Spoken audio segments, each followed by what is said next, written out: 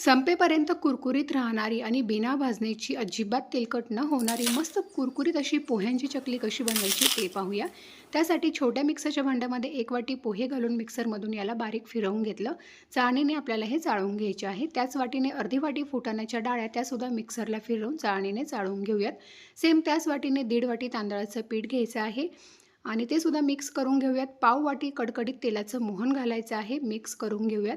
त्यानंतर 2 चमचे लाल तिखट, 1 चमचा हळद आणि 3 चमचे पांढरे तीळ यामध्ये घालायचे आहेत. चवीनुसार मीठ घालून मिक्स करून घ्यायचं आहे आणि अगदी कडकडीत गरम पाण्याने आपल्याला हे पीठ भिजवून घ्यायचं आहे. संपूर्ण याचा व्हिडिओ पाहण्यासाठी खाली दिलेल्या त्रिकोणावर जर तुम्ही क्लिक केलं तर संपूर्ण डिटेल व्हिडिओ तुम्हाला पाहता येईल.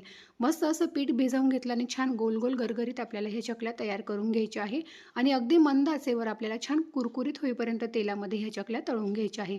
मस्त कुरकुरीत आणि अजिबात तेलकट न होणाऱ्या पोह्यांच्या चकल्या इथे आपल्या तयार झालेल्या आहेत.